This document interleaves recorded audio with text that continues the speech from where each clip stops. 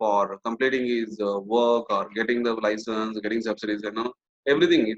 They see that a lot of things are happening in one place. All the services are provided to the entrepreneurs or small scale industry in one place. Okay, that's the reason we call it a single window system. Next thing we look at the industrial policy, because industrial policy, after independence, so industrial policy came into picture. So it's you could see there, post independence, the industrial policy resolution 1948 defined the broad contours and the policy of delineating the role of this. They have made an outline. Okay, so mainly concentrating on a what kind of industrial development we are looking at, how we need to support the entrepreneurs, and what kind of support they need to give it. So all these things came, and that's the reason there was a comprehensive enactment of the Industrial Development or Regulation Act 1951, referred as IDR Act, that provides for the necessary framework for implementing the industrial policy and enables the union government to direct investment into desired channels of industrial activity.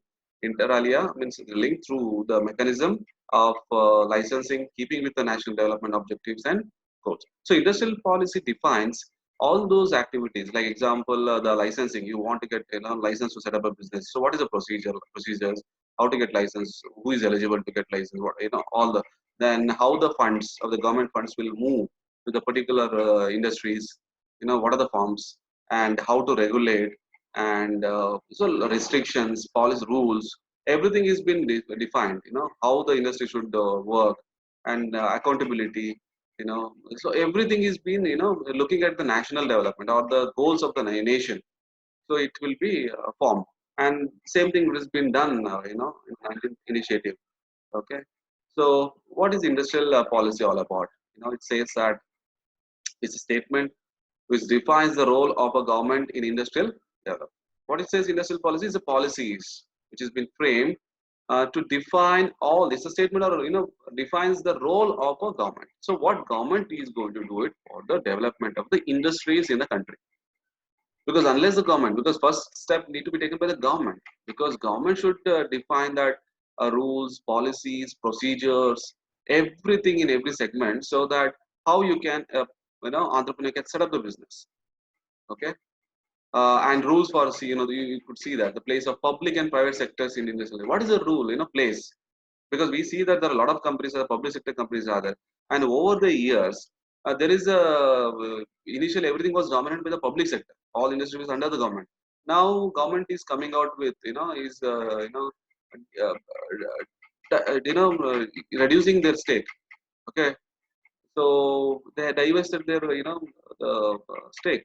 So what happens, like they are privatizing more of a like public sector, so they are privatizing, open for privatizing.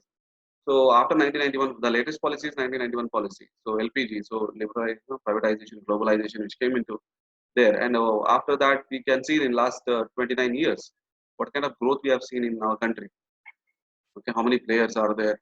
And still also every year you find that regularly you find that there are a lot of policies which have been amended or changed. Foreign direct investments, foreign portfolio investments, and many more things.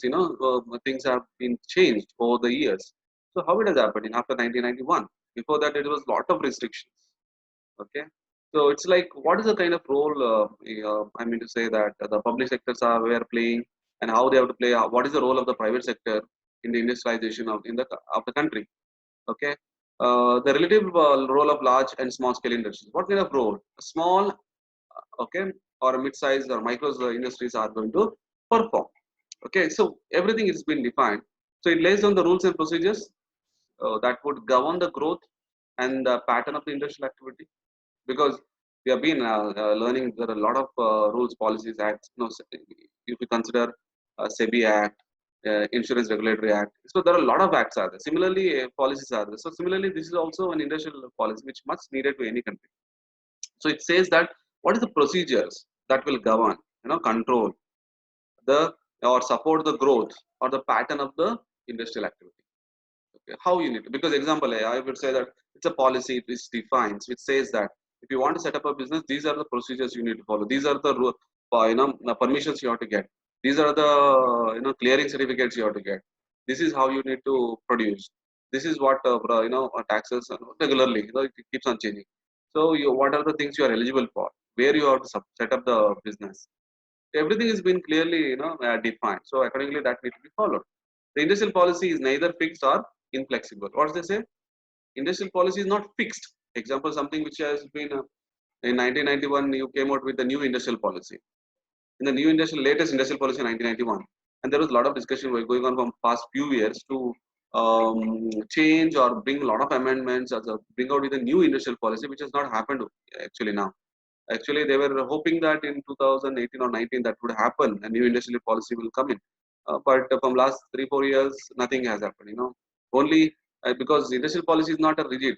Same policy cannot, because you require amendments. You need to keep on changing the rules, because the same rules which you set 50 years ago, 60 years will not applicable now. Oh, that's the reason over the years you could see that a lot of changes have happened. Okay, after 1991 also, latest industrial policy, you could see a lot of amendments which happened. So it is amended, modified, and redrafted according to the change situations, requirements, and perspectives of the developments. What you could see, industrial policy is not rigid or fixed or inflexible. It says that they are flexible. So any policy, it can be amended from time to time basis, because that's needed. Change is inevitable. You need to go ahead with that change, because things are changing now. You have to change if you want to see the country to move in the right direction. You want to see that country, you want to grow overall development, want to increase the revenue, you want to see that economic condition should improve. Okay, so you require amendments. Okay, you need to modify the policy. So these are the things which will be done. That's the reason it should be clear that it is not that it is rigid. Okay, so what is the objectives, of the industrial policy? So the main objective is to see that why you have policy. You require a policy to mainly to maintain and sustain with the growth and productivity. Okay, mainly what you are looking at, you want to see that growth of the country which happens. Okay, growth happens when there is the industrialization. Okay, industrialization is a must. Okay, without that productivity and all things, the economy will not perform. Okay, so that's the reason always we know that every time there is a industrial output data comes in. Okay, so every quarter, everybody, the market fluctuates. Our stock market also, based on that data, it will, see you can see that on that day whether the market is positive or negative. Because the reason is that industrial output data is very important, because industrialization should grow over the year on year, or timely basis, regular basis should grow. So they see that to maintain sustained growth and productivity, then to enhance the gainful employment. So why industrialization? Why industrial policy? Why? Because you are promoting industrialization. When you promote industrialization, there is that generates the employment. When the employment is generated, what happens? We know that people stand up living. Everything goes up. So that's how it contributes to the economy. So to achieve optimal utilization of human resource. So one more objective is to effective utilization of human resource. And next, to attain the international competitiveness, because we have now no more restricted to only India. So we are now playing, competing with all global brands. We are into, it's a global, it's a world is a market for us now. Even India is a market for many of the international players. So we are in India now. Nowadays you find that local players, regional players, national level players, state level players, they are all competing against the international brands. So that's the kind of competition which is going on. So if you want that to attain the international competitiveness, you want to prove that your products or services are greater than the other countries. So that is how you are opening up your market. That is how you are marketing yourself. Okay, that is needed. You want to sustain, you want to do more revenue, you want to generate more revenue, you want to show our presence in many countries. So we have to go ahead with good international competitiveness. So that will grow when this right kind of industrial policy available. When right kind of industrial policy will also lead to the unity, okay, of the association. Example, small scale industries association. So your all companies come together as an association, as cartels, so that you can compete to the global market, in the global market. That's also, and you can demand, you can bargain. So you have, you get the power. Okay. So to transform India into a major partner and player in the global arena. To achieve these objectives, the policy focus on the deregulating Indian industry, allowing freedom and flexibility to the industry in responding to market forces, and providing a policy regime that facilitates and fosters the growth. Economic reforms initiated since 1991 is, that pave the way to a significant bigger role in the private initiatives. The policy has been progressively liberalized. So we see that LPG from 1991. So PV Narasimha Rao government, when I think Manmohan Singh was the finance minister, so at that time they took a very drastic decision, very very strong decision to come out with that, because things were not good at that time. The situation of the economy was not great. Even they took risk, and that proved that it's been great successful. And today anything we see our country is grown to that level, it is because of the very strong decisions which have been taken at that time. Before that there was so much of difficult, it was not rules were rigid, a lot of problems were there. So these are all the one more few more updates you could see: rapid industrial development, balanced industrial structure, prevention of concentration of the economic power in only certain places or with a certain people, balanced regional growth. All these things are helped, is part of the objective of the industrial policy, and that defines a lot of things. So this sorry your this chapter is the last topic in your syllabus of the third unit, is deals with the industrial policy. Okay, so there are contents in an industrial policy content is there. I'm going to show you the remaining also. Okay, so I recommend please go through this write up, latest industrial policy, because it's been clearly mentioned that latest industrial policy 1991. Okay,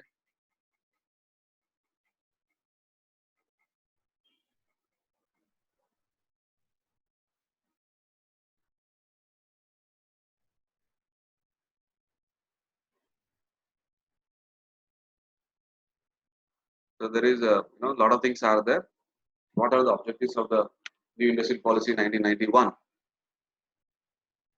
Okay, so it aimed at to see 19 aimed at liberalizing the regulations and license control of the industrial sector to improve the economic growth. So what they did, like before, there was a lot of strict rules. There was a licensing rule was there for everything. You wanted a license to be taken.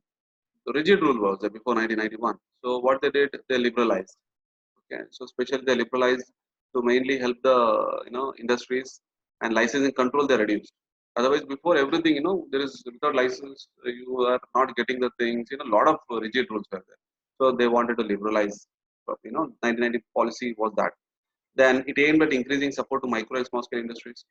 Okay, so 1991 policy was more of concentrating support, not only large industries. So support this micro and small scale industries. Okay, they worked on that. So to reduce the loss of public sector enterprise and make them profitable. So I said, like before that, there are a lot of industries under the government, public sector undertaking. So what they did, they were not doing great. They were under loss and all. So they thought like, let's invest in like we reduce our stake. Okay, so through that reducing the, like, we'll open up, okay, stake, and we'll allow the private institutions to buy the stake and buy this, privatization, from public sector to privatization happened. So that after the many companies have been privatized, they started performing. Okay, to to reduce the loss of public sector, yeah, that we discussed, to ensure rapid industrial development by increasing the competitiveness. Okay, ensure inclusive economic development. So that was the ambition, where they wanted to increase the competitiveness of the product. Otherwise there was a dominant by one segment, like example only few players were there, a monopoly kind of atmosphere was a business in the market. They don't wanted to abolish that. They wanted that the market should be competitive. And today we can easily understand that, because there are in each segment there are many competitors are there, and that's the reason we have there is no dominancy by single companies now. Because of that we are getting a best quality products. Okay, and we are getting a good service, we are getting a price competition is there, because we get the lower price. All these advantages are there for the final consumer when it comes to competition. So that's good. So they wanted that to happen, to provide incentives for setting up industries in the backward area. They wanted to promote the rural area. So that's the reason they said that instead of opening up your industries in only concentrating on the cities, so they recommended go and open up in industrial, small scale, urban, rural and semi-urban locations, and we give incentives, we give benefits to you. So that kind of motivations, industrial policy 1991 got out. So that's the reason many companies, instead of going to the cities, They set up their industries or everything manufacturing units in the rural or semi-urban locations to reduce the inflation rate and remove the imbalance in payment. So one of the ambition was is you look at that, the inflation control, because when inflation control happens, there is a good competition, availability of resources, effective utilization of resources, and availability of the products, and competition will reduce the you know I would say inflation, control the inflation, because there is a good manufacturing availability of there is supply in according to the demand. When these things are met, then obviously inflation will come to control. And when 1991 policy allowed the international players to enter Indian market, so we get a lot of foreign exchange reserves. That was also one more advantage. So you can imagine like how the things happen. And today you look at your present situation, see the kind of growth we have happened, kind of infrastructure, how many international companies, what kind of services. See, we were no more dominance in manufacturing. Now manufacturing um, segments or contribution to the GDP has come down compared to service sector. But whatever you consider now, see the country how it has grown in kind of infrastructure, technology. Because one more advantage was to bring the technology, bring the sophisticated machines through the international players. They entered India, so they got the expertise. They brought in the technology to the India. So a lot of advantages happened. So it also aimed at building sufficient foreign exchange reserves, as I said. So because of opening up of a market, there is a lot of investment came into India. So when investment comes from other countries, investment comes to our India in terms of dollar currency. We can foreign exchange reserves or pounds or whatever. So our foreign exchange reserves are very much needed to the country, because we also make the payment for our imports. So we have to increase the foreign exchange reserves. That has happened because we open up our market. The policy aimed at permit the international flow of goods and services, service capital, technology, and human resource with a fewer restrictions. What they did before that 1991 policy, initial policy, there was a restriction. The international companies were not allowed. International human resources, people were not allowed to work in India. And there was, lot of, technology was restricted. Not no international technology were easily were supposed to enter India. So 1991 policy made it easier. Okay, people, machines, technology, money, everything can enter India in all the sectors. They identify the sectors. They said that okay, in all the sectors you can invest, you can set up. So that made it possible to enter, because through that we could able to get the quality product, be able to learn the technology. We need to adapt a new technology. So all those things happened.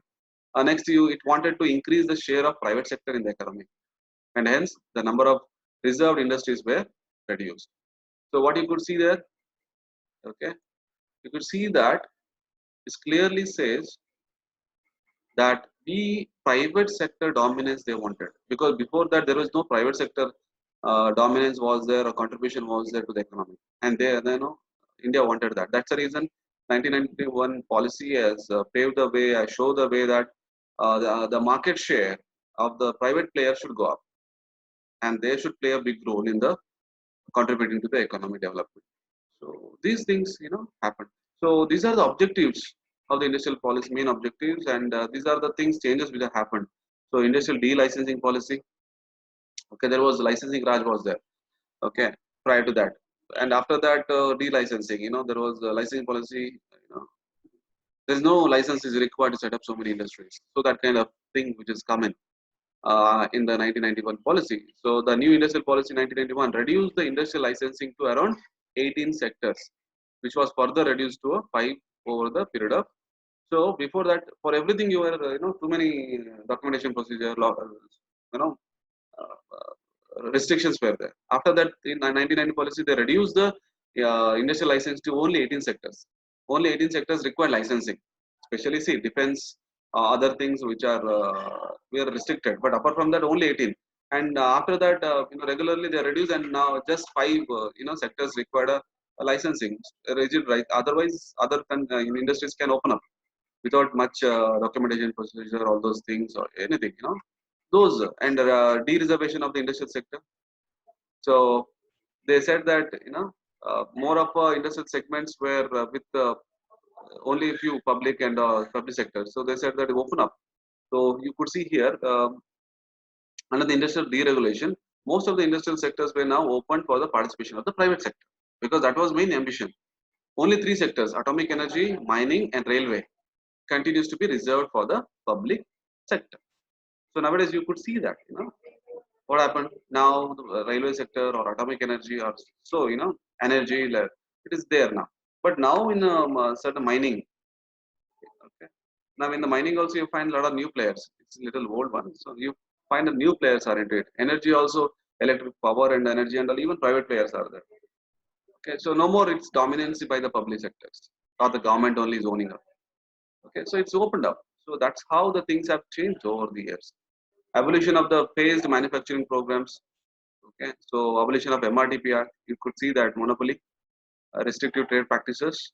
Okay, so that remove the threshold limits of the assets of the MRTP companies. Companies having assets worth 100 crores or more were subject to many restrictions. Okay, so after new industrial policy, what happened? Firms do not have to obtain a prior approval of the government for taking decisions related to investments. It is allowed the emergence of strong and competitive domestic private sector companies along with the many foreign companies. So before there was a few players monopoly, but what happened later? So privatization happened. So private players there, other new players came in, international players came in. So that's how things have changed over the years. There was no restriction. Further, the public enterprises were now provided a greater degree of management autonomy through the system of memorandum of understanding.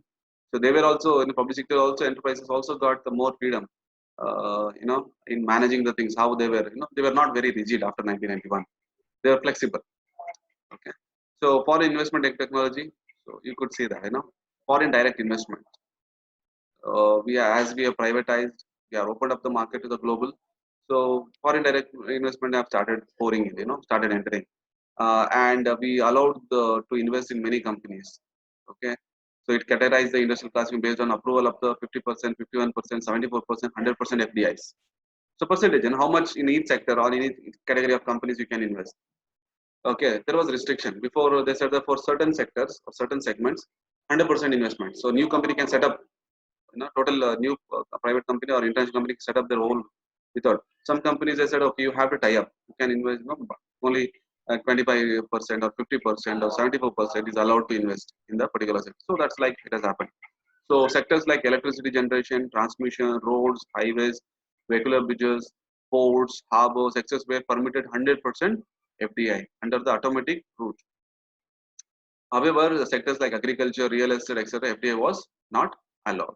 So foreign direct investment restricted on certain segments like agriculture and real estate, all those things. But in other cases, you could see highway roads or transmission, power. So 100% FDI they are allowed. So that's the reason you find that it's been dominated by now a lot of international players now.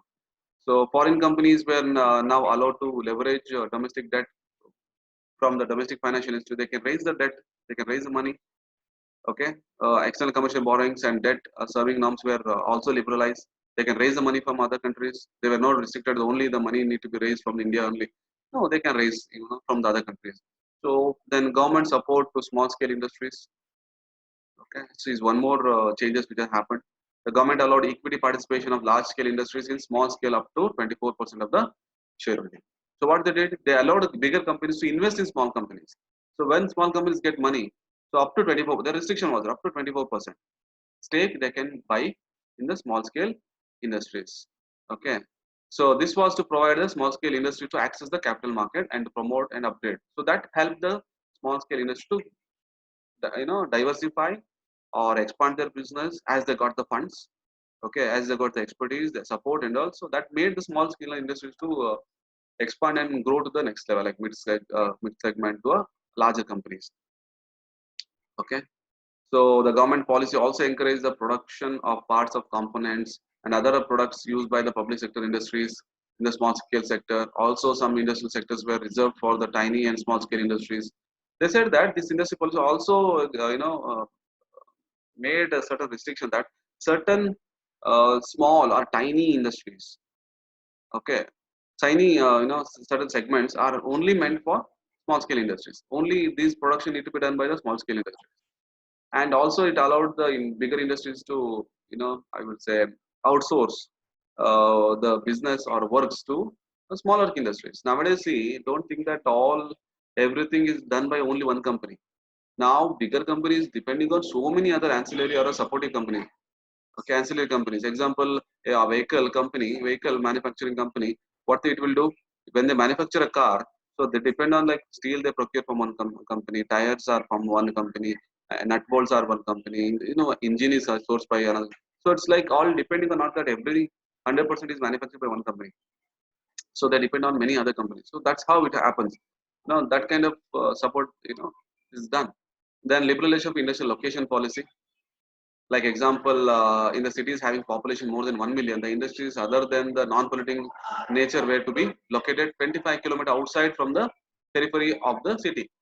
The non-polluting industries such as electronics, printing, computer software were exempted from the restriction. So there is some restriction they brought in.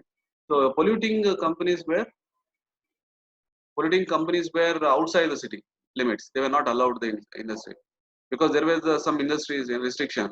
They have created industrial areas. So a lot of rules have come out, brought in a 1991 policy. Non-polluting industries were okay; they can operate in cities.